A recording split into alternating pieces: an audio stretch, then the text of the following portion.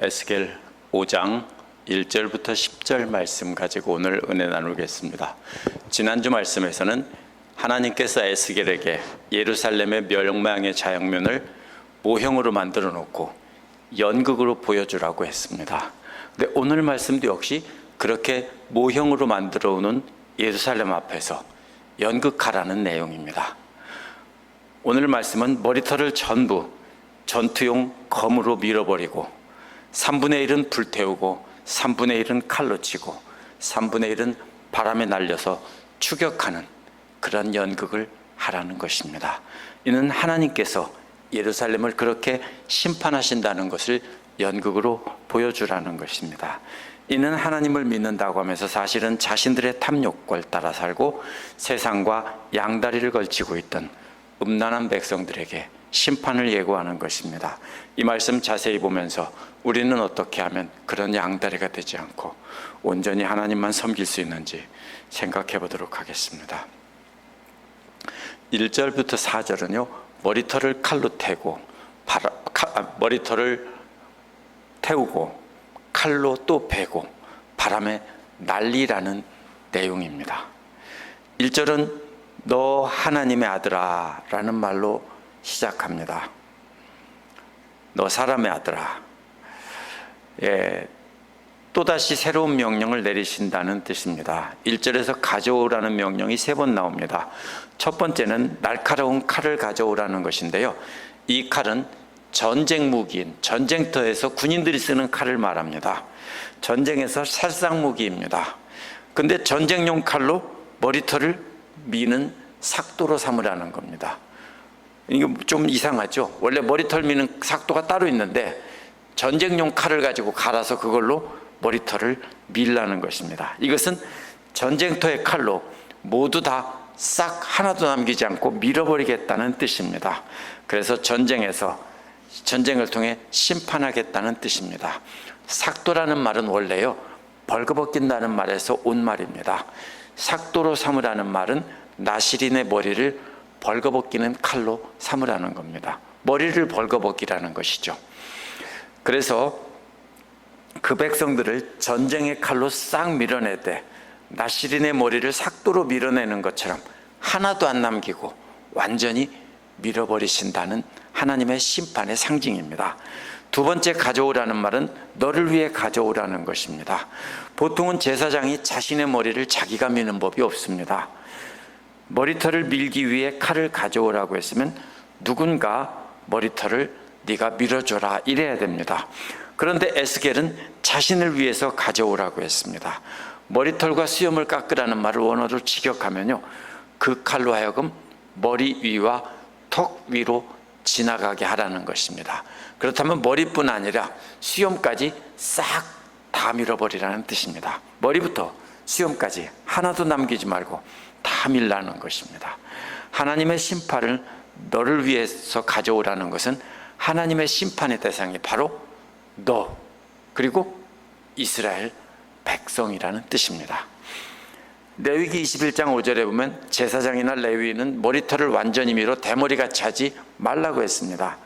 왜냐하면 머리털은 하나님을 향해 거룩히 구별된 존재라는 것을 상징하기 때문입니다. 그렇기 때문에 사사기 16장 17절에서 삼손이 그 머리털을 완전히 잃은 것은요, 바로 거룩히 구별된 존재라는 것을 바로 잃어버린 것입니다. 이렇게 완전히 밀어버리는 것은 제사장으로서의 지위를 내려놓는 것을 상징합니다.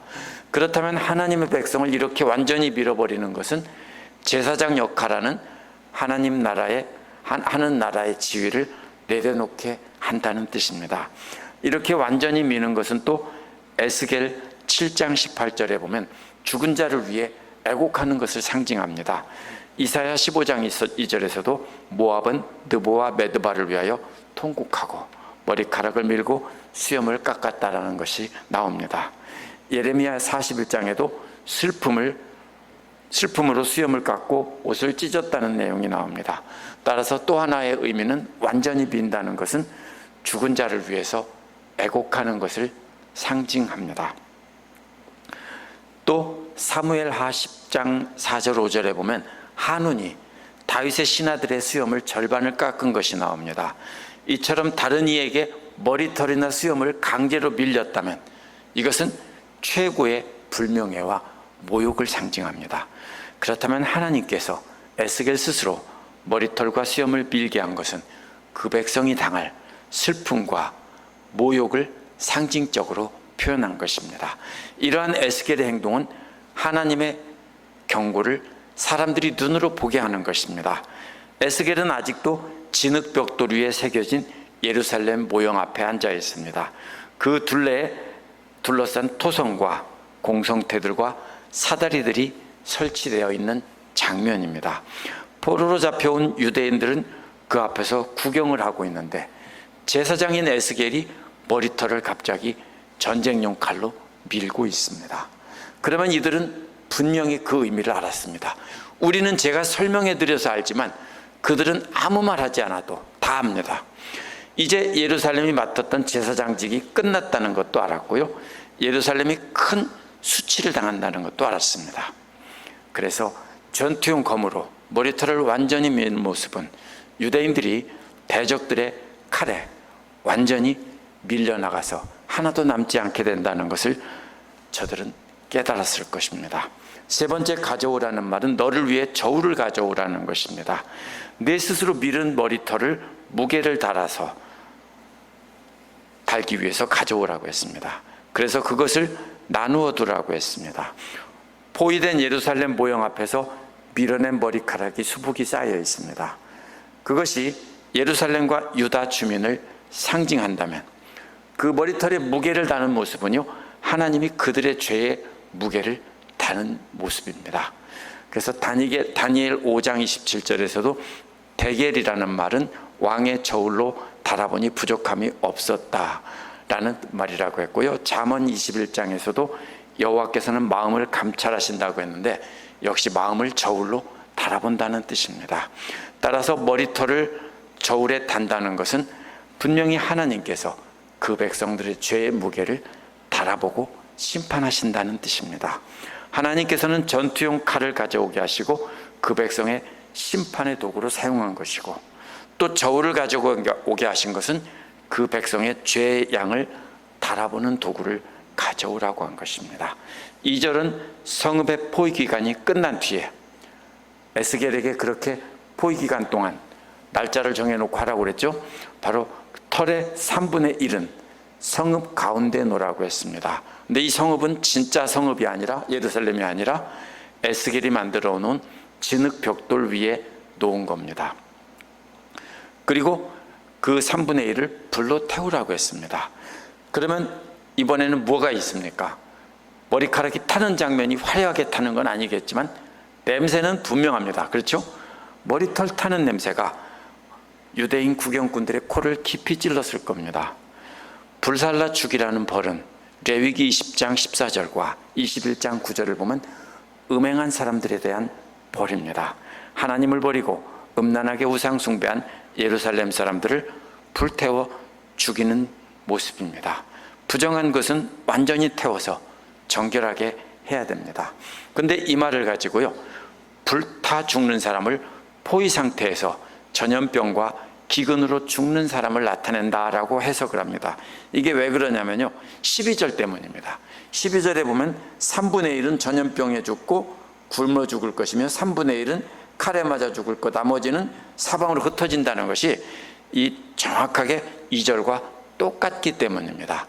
2절은 비유로 털을 태우는 거라면 12절은 그대로 설명해 놓은 말입니다. 그런데 지금 이 냄새를 통해서 구경꾼들은 무엇을 느꼈을까요? 구경꾼들은 시체 타는 냄새를 떠올렸을 겁니다. 이 머리털 타는 냄새는 곧 단백질이 타는 냄새이기 때문에 시체가 타는 냄새입니다. 그 냄새를 통해서 그들은 뭘 떠올립니까? 전염병과 기근으로 죽은 사람들을 상상하기는 어렵습니다. 그러면 이게 어떻게 연결이 됩니까? 하나님의 심판의 말씀을 냄새로 느끼고 있는 중인데 포위되었던 바벨로니아 군대들이 예루살렘을 점령한 뒤에 그 안에 들어가 보니까 뭐가 있습니까? 전염병과 기근으로 죽은 시체들이 정말로 많이 있었습니다.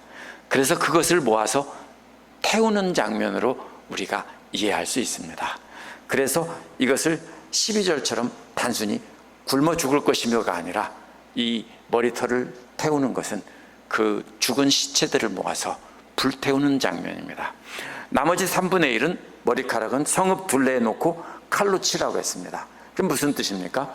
이제 적들이 들어와서, 적들이 포위망을 뚫고 들어와서 아니면 그들과 싸우는 장면이죠. 성읍 둘레에 놓고 치라고 했으니까 싸우다가 죽는 사람들이 3분의 1이라는 것입니다. 이번에는 구경꾼들은 하나님의 심판의 말씀을 생생한 동작으로 보고 있습니다. 에스겔은 머리카락을 예루살렘 성 둘레에다 놓고서는 그거를 칼로 막 치고 있습니다. 나머지 3분의 1은 바람에 흩어지게 날려버리라고 했습니다. 이것도 잘못 해석하는 사람들이 많습니다. 칼에 맞아 죽는 것은 민간인들이고 바람에 날아가는 것은 전쟁터에 패해서 도망가는 군인이다, 이렇게 말하는데요, 이것은 너무 지나치게 깊이 있게 해석하려고 한 것입니다. 에스겔이 어떤 머리털은 민간인이라고 써놓고 칼로 치고 어떤 머리털은 군인이라고 해놓고 칼로 칠 리가 없습니다. 공중에 날릴 리가 없습니다. 이것은 구경꾼들은 에스겔의 연극을 보면서 세 가지를 보고 있습니다. 시체들을 불태우는 장면, 칼에 맞아 죽는 장면, 또 도망가면서 살아남은 자들이 사방으로 흩어지는 장면, 이 세 가지입니다. 그러면 이미 죽은 사람 태우는 것과 그 다음에 나머지 사람 칼로 쓸어버리고 도망가는 사람, 이러면 완전히 다 망했다는 뜻입니다. 3절은 그러나 너는 그것들을 가운데 조금 남겨두었다가 옷자락으로 싸매라고 했습니다. 에스겔은 하나님의 역할을 하고 있습니다. 머리털 일부를 옷자락으로 싸매서 안전하게 운반하는 겁니다. 무슨 뜻입니까? 이것은 포로로 잡혀가서 안전하게 바벨로니아까지 간 남아있는 사람들을 뜻합니다. 그래서 그것을 남겨두라고 했습니다. 그래서 이것은요, 예루살렘 멸망과 함께 다 죽지 않고 옷자락에 쌓아놓은 것처럼 일부는 남아있을 것이라는 겁니다. 그러면 이것을 이 사람들은 구원받은 사람이다, 이렇게 해석하는 사람이 있습니다. 라합의 끈처럼 이들은 구원받은 사람이다, 그렇게 해석하면 그 다음에가 문제가 됩니다. 왜냐하면 4절에서 그것들 가운데 얼마를 꺼내서 불 가운데 도로 집어던져서 살으라고 했기 때문입니다. 그러면 그 속에서 불이 나와서 이스라엘 족속들에게 번진다고 했습니다. 그러면 포로로 잡혀가서 안전하게 바빌로니아에 있는 사람들도 결코 안전하지 않는다는 겁니다. 여호와의 심판의 불길은 사방에 흩어진 이스라엘 족속들까지 다 태운다는 뜻입니다. 살아남아 있는 사람들까지 다 태운다는 뜻이지, 이것은 꼭 바벨로니아에 있는 사람만 태운다는 뜻은 아닙니다. 왜냐하면 사방으로 도망갔다고 했죠. 그럼 그 당에 도망간 사람들을 흩어진 것을 모아서 다시 태울 수는 없잖아요. 그래서 조금 쌓아두었다가 마지막에 일부를 바람에 다시 불에 태우라는 겁니다. 그래서 이것은 흩어진 족속들까지 쫓아가서 불을 태운다는 뜻입니다. 불길은 탈 물질이 있으면 계속 탑니다. 음란하게 우상 숭배한 죄악의 백성들이 있는 한 하나님의 심판의 불길은 어디든지 쫓아가서 다 태워버린다는 겁니다. 그러니까 도망가도 아무 소용이 없다라는 뜻입니다. 구경꾼들은 이제 모두 예루살렘이 멸망하기 전에 포로로 잡혀온 사람들이었습니다. 앞에서 에스겔이 보여준 연극들은요, 예루살렘 사람들이 멸망에 관한 것이기 때문에 안 됐다라고 하지만, 안타깝게 생각하지만 자기들은 안전할 거라고 생각했습니다. 그런데 지금 뭐라고 했습니까? 마지막에 조금 남겨둔 것을 불에 태우면 그 불이 사방에 흩어져서 다 태운다고 했기 때문에 이제 어디에 있든지 여호와의 심판의 불길은 다 따라와서 다 태운다는 겁니다. 그렇기 때문에 구경하던 구경꾼들도 두려움을 느꼈을 것입니다. 포로로 잡혀온 사람들도 하나님의 심판은 결코 피할 수 없다라는 뜻입니다. 5절에서 6절은 예루살렘은 하나님의 법을 이방 사람보다 더 안 지켰다는 겁니다. 이제 연극이 끝난 뒤에 가르치는 장면입니다. 지금까지 사람들은 에스겔이 하나님의 명령을 따라 연극하던 것처럼 보여준 것을 보고 예루살렘에 대한 심판이라는 것을 전부 깨달았습니다. 그런데 5절은 이제 주 여호와께서 말씀하시되 라고 말하면서 하나님의 심판의 말씀이 공식적으로 선포된다고 사람들에게 말로 전하고 있습니다. 연극으로 보여준 것을 이제 말로 하는 겁니다. 이것이 예루살렘이다라는 말은요, 4장 1절에서 5장 4절에서 보여주신 것이 바로 예루살렘이다라는 겁니다. 앞에서 보여준 연극이 바로 예루살렘이라는 겁니다. 하나님께서 에스겔에게 만들라고 하시고 부정한 빵을 먹게 하시고 머리털을 밀어서 태우고 칼로 치고 바람에 날리고 옷자락에 넣었다가 불 가운데 던지라고 한 그 모든 것이 다 예루살렘을 심판하는 뜻이라는 겁니다.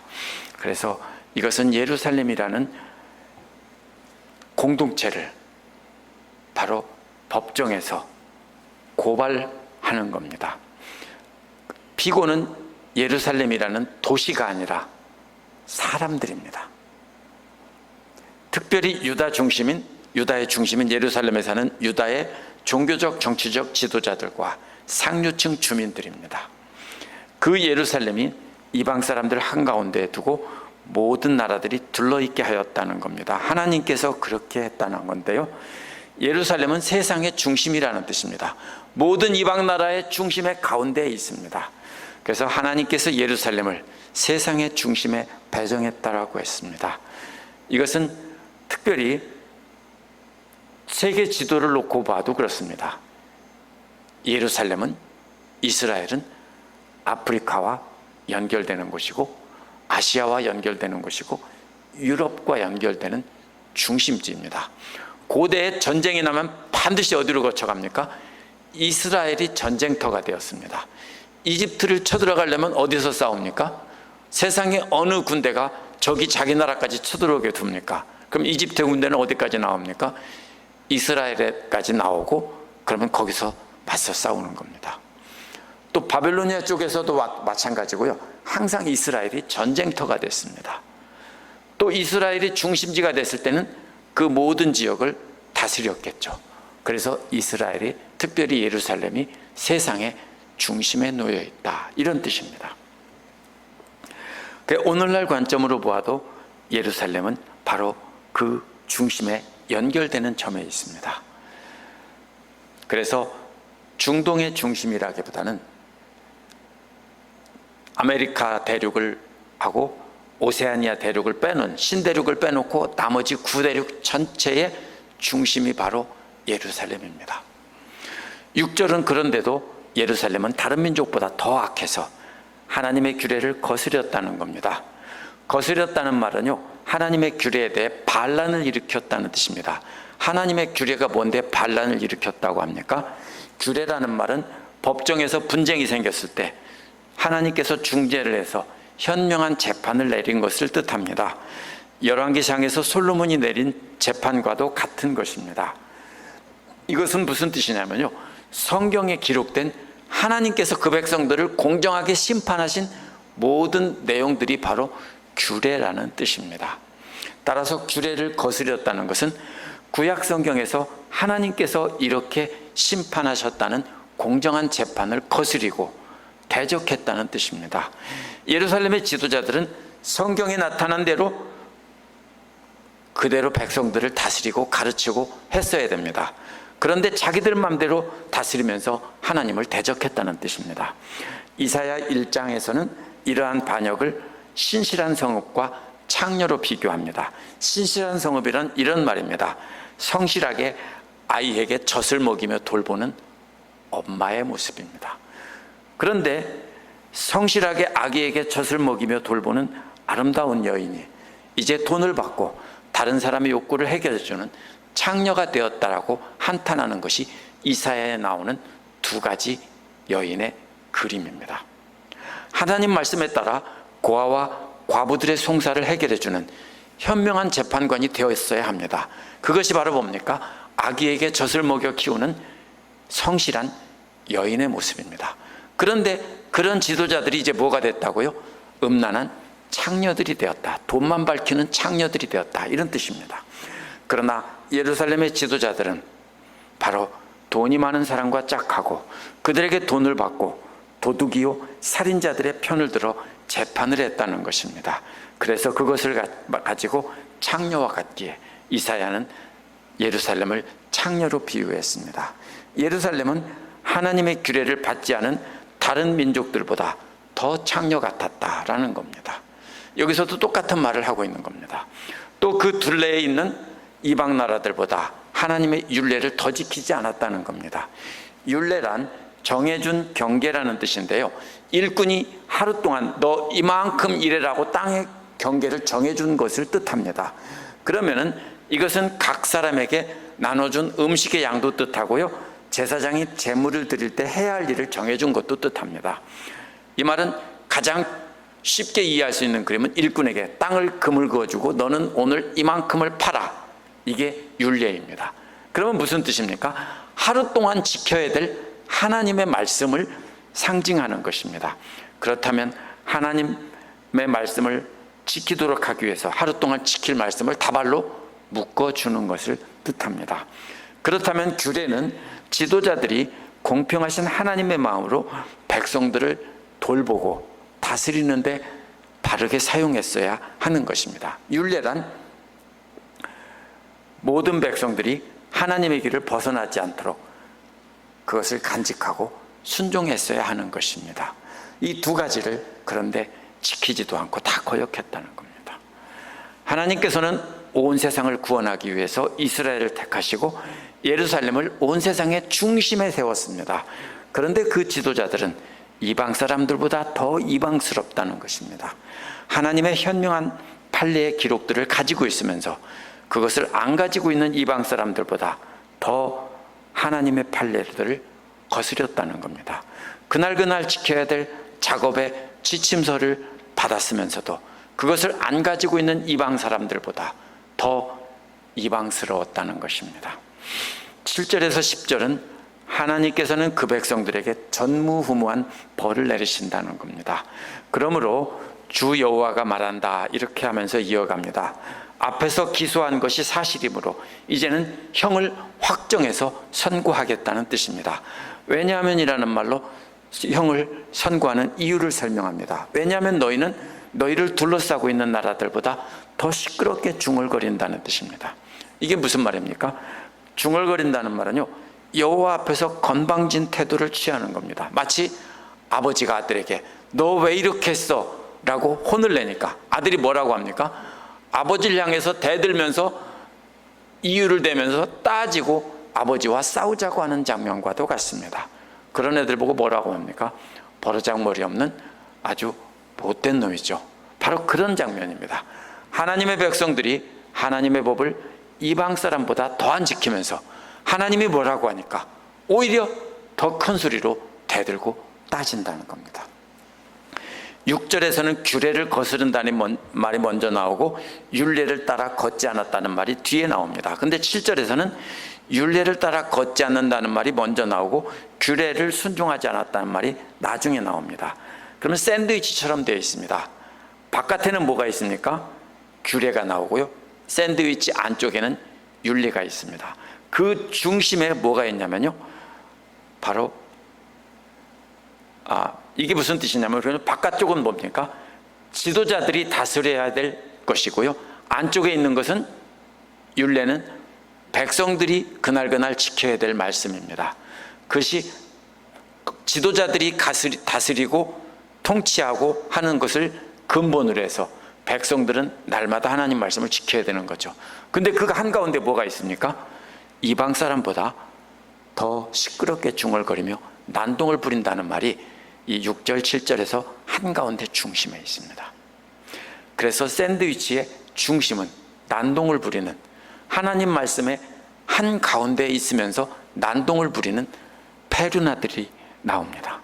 하나님께서 이렇게 판결하신 핵심은 하나님 말씀을 통해 주신 현명한 재판 기록들 안에서 가르치고 인도하며 그날 말씀을 따라 살아야 하는데, 그것을 다 갖고 있으면서 이방 사람보다 더 시끄럽게 따지고 대든다는 겁니다.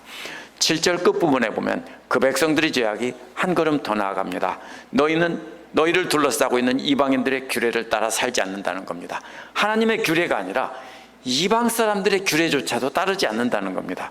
이방 사람들의 규례는 하나님의 규례보다 훨씬 더 수준이 떨어지는 것입니다. 그런데 그것마저도 안 지킨다는 겁니다. 한마디로 말하면, 오늘날로 말하면 예수 믿는 사람들이 예수 안 믿는 사람보다 훨씬 더 악하게 산다는 말과 똑같은 말입니다. 8절도 7절과 똑같이 그러므로 나 주 여호와가 말한다 라는 판결문 형식으로 말합니다.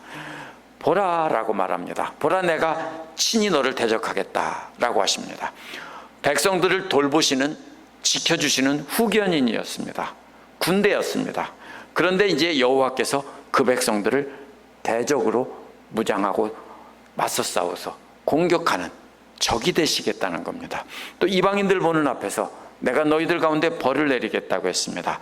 이것은 하나님께서 이방인들 보는 앞에서 칼을 휘둘러서 마치 에스겔의 머리털을 미는 것처럼 다 멸하시겠다는 뜻입니다. 벌이라는 말이 6, 7절에 나온 규례와 똑같은 말입니다. 현명한 판결을 내린 판례라는 뜻입니다. 이렇게 악하고 패역한 백성들에게 극형에 처하는 것이 바로 현명한 판결의 판례가 되는 것입니다. 에스겔이 이 말을 그 백성에게 내린 벌로 사용한 것은 하나님께서 그 가장 현명하게 판결하신 것이라는 뜻입니다. 그 벌을 너희 가운데 내리신다는 말은요, 예루살렘 성 안에서 그렇게 하신다는 겁니다. 이제 예루살렘은 전투의 현장이 아니라 살육의 현장입니다. 그 칼은 누가 휘두르는 겁니까? 바벨론 군대가 휘두르지만 실제로는 하나님께서 휘두르는 것입니다.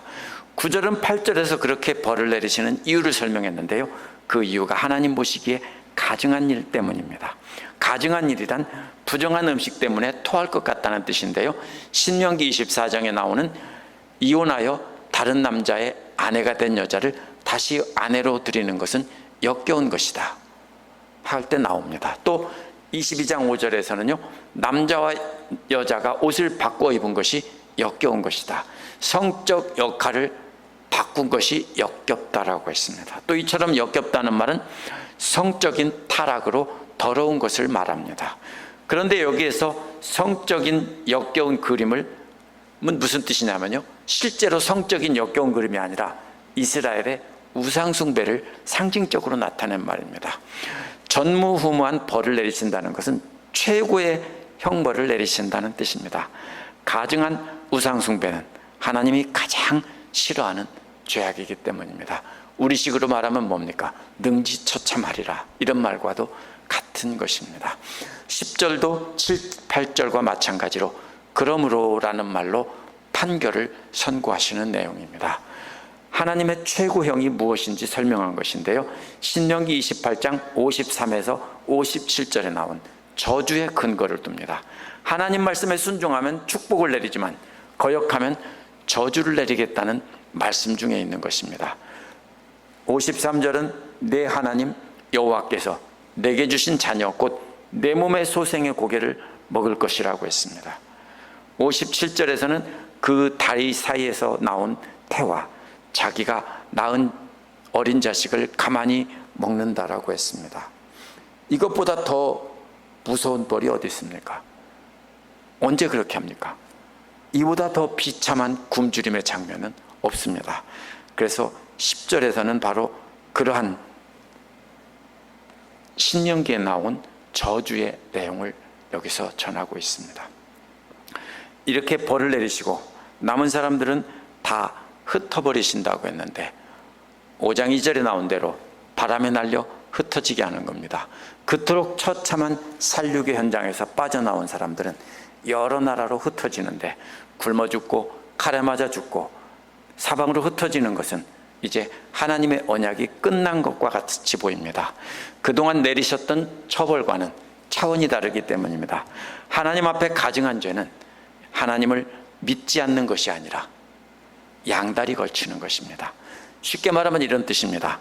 다른 남자와 눈이 맞아서 남편을 버리고 가버린 여자보다 더 가증한 여자는 남편을 사랑한다고 말하면서 몰래 간음하는 여자입니다. 그래서 여기서 말하는 예루살렘의 벌은 바람나서 집을 나간 여인이 아니라 하나님만 사랑한다고 하면서 몰래 간음하는 여인과도 같은 예루살렘을 두고 말씀하시는 겁니다. 이들은 하나님만 섬긴다고 말하면서 가증하게 우상 숭배를 했습니다. 오늘 말씀에 나온 무서운 심판의 대상은 하나님을 잘 믿는다며 양다리 걸친 하나님의 백성입니다. 그렇다면 이 말씀을 받을 때 오늘날 우리도 하나님께서 가증하게 여기는 사람들은 믿지 않는 사람이 아니라 말로는 하나님 믿는다고 하면서 세상 탐욕을 따라 음란하게 살아가는 양다리입니다. 기독교가 오랜 시간 동안 이런 양다리를 가르쳤습니다.